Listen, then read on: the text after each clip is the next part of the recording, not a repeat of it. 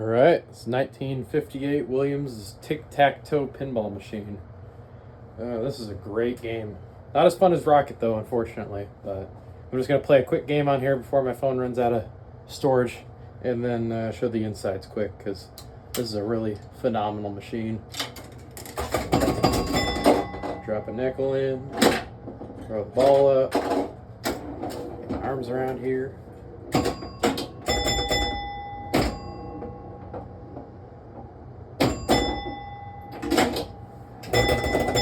As I say, also has two gobble holes, so. There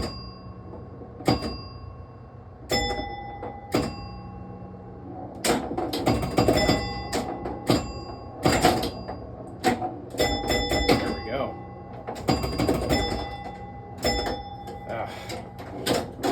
Gonna use the other one. Let me get X in the top right, maybe?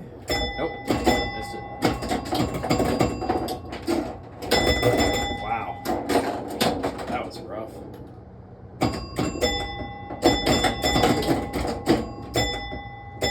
Oh, and top left or middle, that's manageable. Oh, get over there.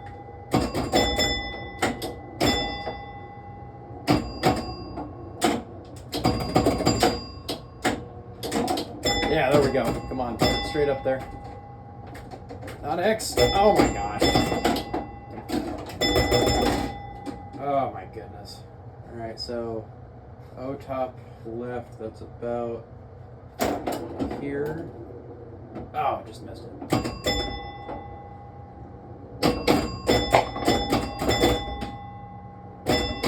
I gotta change the replay scores on this. 4.5 million's a little too easy for a replay. That's what the card said, so.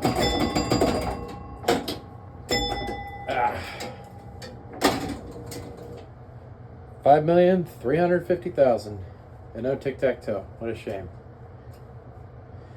Well, not all games can be winners. Lots of gobble hole drains on that one too, but this machine is in just stellar condition. Like, holy moly, this thing is nice. I guess this came out of a guy's home that just has had it for decades, and then it was constantly maintained, and the thing even half worked when I bought it from the people that I bought it from, by Mr. Brian Generette. There we go. Home Pinball Repair, KC Metro area. So, yeah, I got it on nickels. It's going straight to Vintage Oasis to make nickels. I'm sure I'll be making a killing on that, right?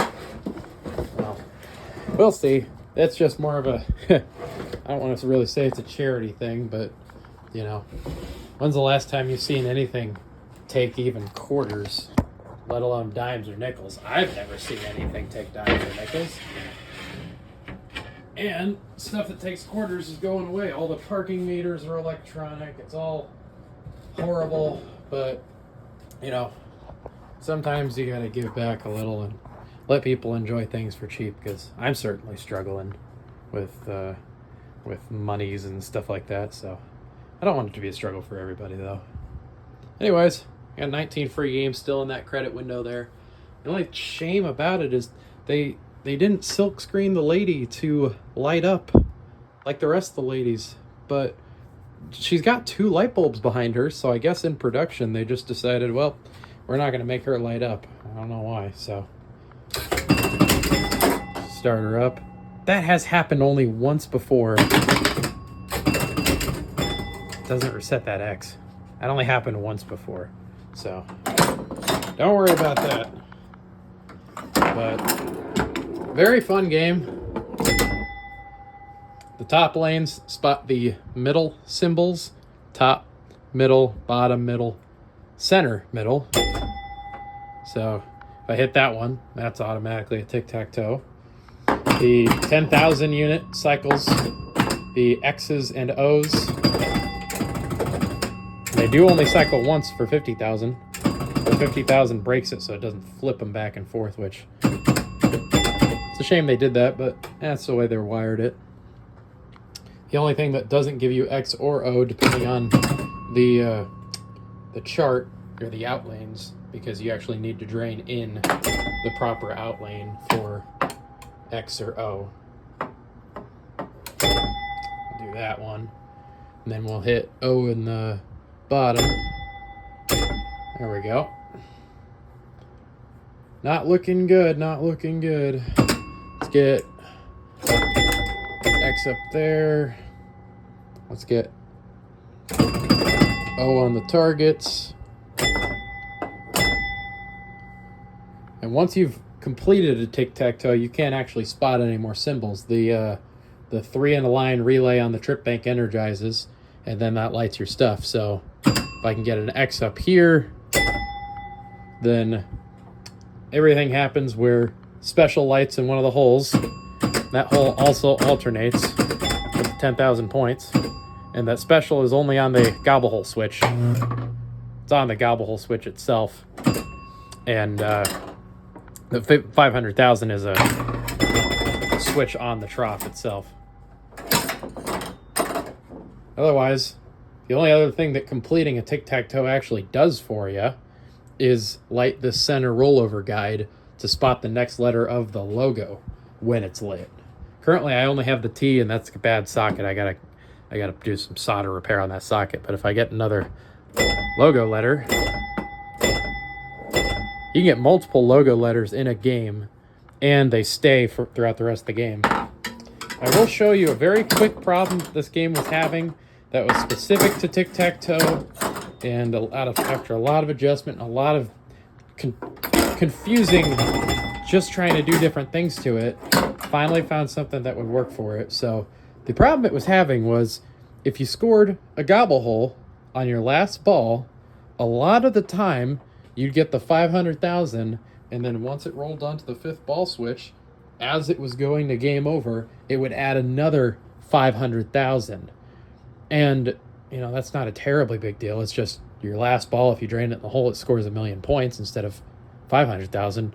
But I didn't like that because that's not the way it's meant to be. So I tried wiring the 5th ball relay to, let me just show you. See, that was only 500,000 because I fixed the problem. But I tried wiring the 5th ball relay down here. This one's 5th ball relay, because that activates on game over. I tried wiring this up to a switch I added on the motor on the front cam. This outside switch that breaks, or makes when the motor stops running. It breaks when the motor is running. That was what I was trying to do. Was I was trying to break the circuit to the 5th ball relay while the motor was running, so it would have to wait for, you know, the 500,000 actually stop being added up off the gobble hole switch there. Wait for that to stop being added up so it can actually do the game over separate than trying to add it again. Well, that didn't work because the 5th ball relay actually has to be energized for a while. So it would click on, and then as soon as that motor started turning, since that was a brake switch, it would turn back off, and it just constantly cycle. And it was a whole hassle. So what I ended up doing was I tried multiple things. I tried screwing a spring into the underside of the playfield to kind of like have the ball brush against it to slow its travel, because they put this switch absurdly high on the gobble hole track. You have 2 holes right down here. There we go. You have 2 holes right down here, and then the switch itself is like where that little pin is. That's where the actual switch is. So they put the switch way too high, but there's no way to move it any higher. And I tried adding a bunch of, I tried moving the metal rails to kick the ball back and forth to stop it. And what I ended up almost doing was I tried actually taking this gobble hole trough, and I tried increasing how far from the playfield it was, so it was a shallower travel all the way up there. But then I was running into the balls actually falling out and not landing in here when they came through the came through the holes. So I finally ended up finding a shim. I think they're in here. Oh shit, there goes my dehumidifier. Yeah, these old composite shims in here. I just grabbed one of these guys. There, it's like a tiny little increased bit. And I couldn't even put that on just straight away because the ball would get kind of jammed on there. So I don't even know if you can see what I did, but let me see if I can put my phone right up here. So you see how I have a zip tie over there to slow the ball. I have it going into like a V shape to kind of catch it. And then as it's going over all the rumble strip there, I have a red zip tie just to hold it in place. And I initially had another zip tie up here to make it run over, but it wasn't always making it over that. So what I did was I put another zip tie right at the bottom there to increase its slant. And now, whether it lands in the quicker hole or the further hole, because it has more momentum going on the further hole, because that's the thing. It's going to have more momentum coming from here than it is coming from here. So I had to make it so it stops the ball quick enough to where the increased momentum from this hole means that as soon as it hits that switch, it isn't flying onto the fifth ball switch right here, which I think they really just put, here it is, there's the fifth ball switch. There's no, what a great move. I mean, I also angled this a little bit to kick it out to that side. I left the nice note right there for anyone that's confused about what this nonsense is. But yeah, you needed to make it slow enough so that wouldn't land on that switch if you drained in the outer gobble hole, but you also needed to make it fast enough so, you know, this hole's going to have less speed going into it because it's a couple inches further forward. It's not going to have as much speed built up as the other hole, but you can't make it too slow because then ball drains in that hole. It's going to get stuck on this thing that I've added. So yeah, a little bit of a mechanical oversight, but hey, it's Williams. I can't complain. They made great stuff. I'd rather work on a Williams than a Gottlieb any day. Only other thing is these three change relays that go in and out, and you're hitting the 10,000 pointers. They all are on the same big old resistor, and they're hilarious. I like watching them all go in and out. But other than that, 50 volt flippers, as God intended. Best flippers in the game. Love them. Fortunately, I did have to use all flex bulbs to light up the sockets because they're sideways. I always put bright red special lights. Only other thing, you've got the big old trip bank right here. Is that X down there? No, that's a different X. So it's X7. That sometimes doesn't latch. Why is this one sometimes not latching? Oh yeah, this is the one where I screwed in those screws, those set screws pretty hard, but I screwed them in so hard that the actual plate for the relay is hitting them. So sometimes the vibration, it doesn't, even though there's like still there and there's that much room to clear it, sometimes it won't actually sit. I had to cut one of those screws off because that vibration is nuts. Had to take the slingshots here and here out, the upper slingshots. The coil's burned, but it still tests the exact same as the other slingshot coils, so I left them. But I still had to take them apart because the spring here that pulls down, or pulls the slingshot back up, extension spring, it was so weak that it wasn't actually pushing the thing all the way up, and it was continuing to make this point scoring switch no matter how far I bent the point switch out. So I just took it apart and pulled the spring out further to make that, work out better. I'll start a game here.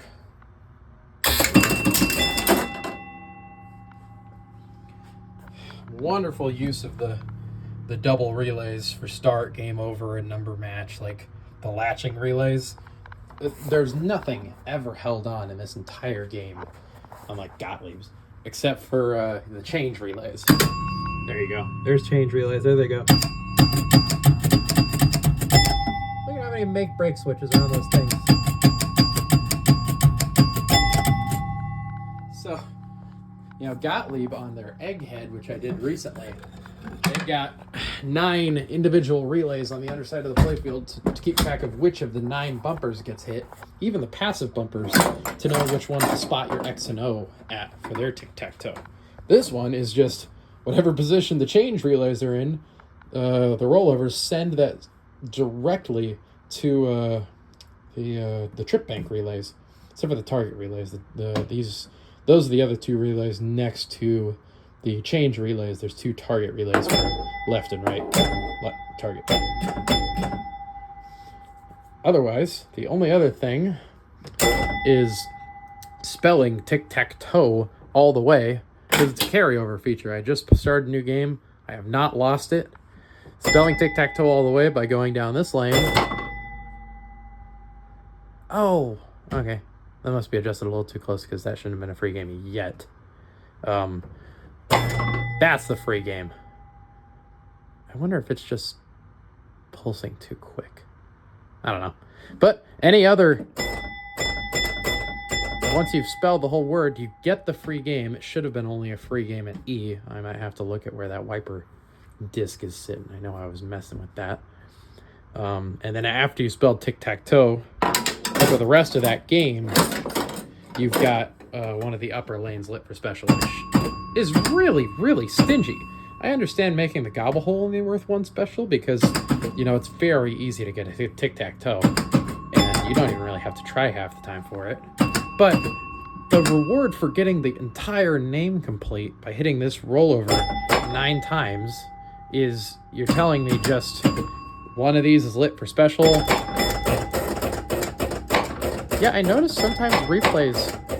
I wonder if there's something in there.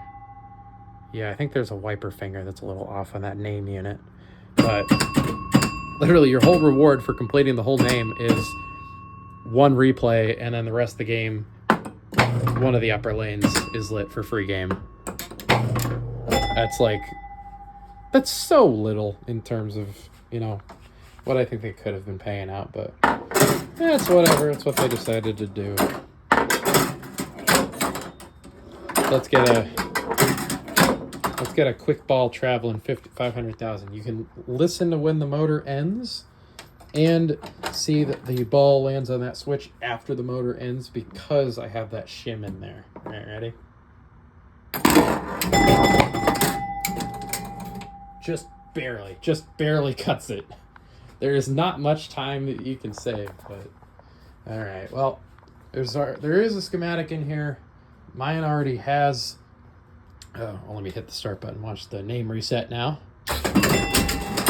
Next game. That's probably the least used coil in the entire machine. The name reset coil for the name unit back here. I do like when games have carryover features. Not to be upset with that. I like it a little less when they're in the logo, because then you're wondering, you walking up, if you don't know there's a carryover feature, like, why is half the logo not lit? I assume people in the arcade think that. I like the ones like Gottlieb's Tropic Isle, where the monkey climbs a tree. Now, it's a carryover feature, but it has nothing to do with actually lighting up the logo. You also can't use 455 flasher bulbs in the logo if it's in a name unit, because you need to find you need to be able to see how much I used a really long screw for this. That was absurdly long. There we go. I always just screw the back doors. Say screw it. There we go. Alright, so let's see this name unit here. Name unit. Top switch pulses replay step up through fingers. Bottom switch pulses 100,000 relay.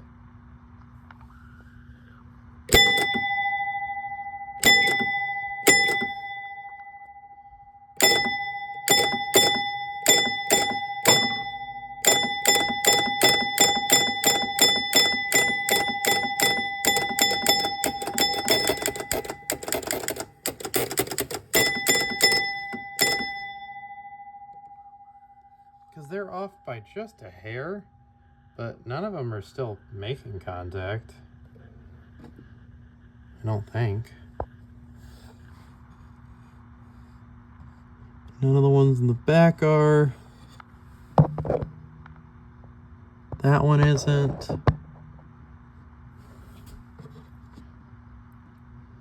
Yeah, they're not. Oh, there was a free game right there.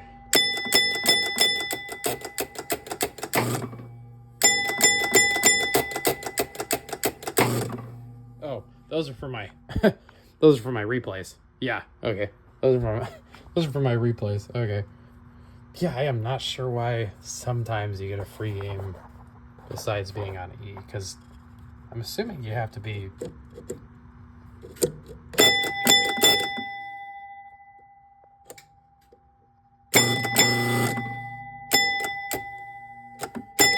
I can hold it. I can get it back. I'm still not getting it. That was another for passing so many points. I'm at a whopping 8 million now. Or 8,400,000. I'm so good. But other than that, very, very standard stuff. Gottlieb coil was in here. There was another Gottlieb coil in here, but this one measured way too low. This coil measures fine. These 1100 A6 and the bell coil was completely fried, this other small bell coil. So what I did was I measured the 1100s. Those sit at about like 10 ohms. And then the 951 in the replay unit, that sits at about like 9 ohms. So I was looking for around 10 to 9 ohms for like bell coils and such. This bell coil, this coil that's in here, this A17876, 10 ohms, golden, just fine. So I left that one there. This one that they used in this 10,000 unit was measuring 5 ohms, or like 4.5. I'm like, that's no good. And even when I was pulsing it, before I replaced the coil, this coil stop was bouncing up and down because, you know, they used too strong of a coil in there. Of course, you're going to break the coil stop on the essentially the most used coil in the whole game, because it's the 10,000 unit. It's stepping up for every single point, except for the 100,000. So I was like, oh, I found that Stern bumper coil, and it sat just at 10 ohms. I'm like, golden. And then the other coil for that bell unit there, that is, I believe, an old Gottlieb flipper coil that I just used the hold winding for, because the hold winding on it was 10 ohms. So golden there. I think that's the 5141 coil. The other cool thing is, look at this. They have a transformer back here. Look at this little guy. That's the side of my hand compared to it. And he literally just, it's like 6 volts. I mean, what do you need 6 volts for? They have so many bulbs in this back box. This back box has 90 bulbs in it. This is my makeshift hinge thing to lower it, because it was broken. It was very broken. But the back glass is in phenomenal condition. Yeah, you're missing a little on the O's, but I mean, other than that, it's like great. I cleared a little bit of this off. Like, see, they didn't silk screen the lady. They got 2 light bulbs here to light her up, and they didn't make light shine through her. So sad. But yeah, this sucker has 90 light bulbs in them. I counted twice to make sure. So I guess they decided they needed another transformer just to do the bulbs, because holy, there are a lot of lights in this thing. But yeah, other than your replay unit, you got your 100,000 unit, switch closes, circuit to 10,000 on reset of game.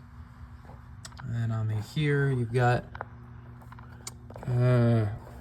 bottom switch opens, lock circuit on 10,000 relay, top switch pulses, replay step-ups unit. Then you got this one, inside switch, 100,000 step up, outside switch opens lock for this unit. Then the match unit, which shockingly, they don't even have the match unit doing like cycling lights or or anything. They run the change. They run the change relays off the 10,000 unit, not the match unit. The match unit only like occasionally pulses too. Like it doesn't pulse off of those necessarily. I saw there was a switch actually in the score motor that gives the match unit pulses. But yeah, literally all it does is light the star up at the end of the game, which I can get to right now. Maybe, who knows? I'm gonna shock myself. I've done that before. I'm just gonna put balls in there. I give up.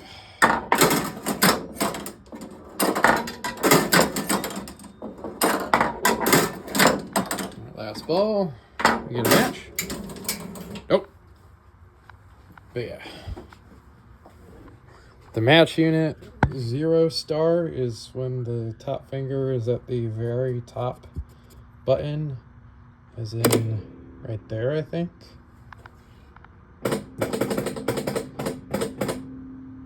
That one's it. It's just a bad bulb. Yeah, that one. And then the 100,000 or 10,000 unit 0 position is that one. Because you just heard that pulse when he was at this one. So, yeah.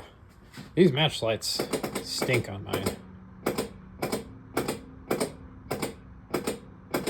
Whenever I test it, it's fine. But whenever it comes up at the end of the game, sometimes the socket isn't working. So currently I'm looking at 0 match light, 0 40, both the zeros and the 40, and then the 3 million, and then the weak bulb for Tic-Tac-Toe logo. But yeah, if you end up being somehow local to Nebraska, I hope you come by Vintage Oasis to try this out. They're having their grand reopening, updated opening on Valentine's Day, and this is going to be one of probably like 15 of my stinking machines there, so I see why these videos always cut me off. I've been talking for 27 minutes. Someone's got to stop me. All right, well, we'll play multi-ball to end it off. There we go. I noticed absurdly, you can get really good just by plunging all the balls and not doing anything. And you can even sometimes get the same symbol in multiple spots on accident doing this.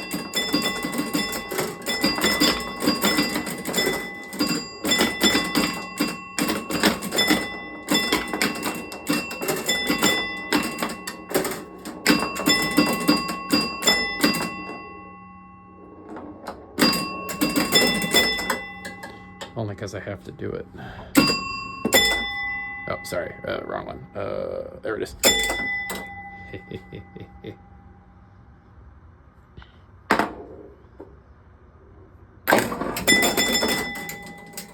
Hey, the knock flicker lit my 3 a little bit. Awesome. Well, that's Williams's Tic-Tac-Toe. I hope it's worth what Pinside says.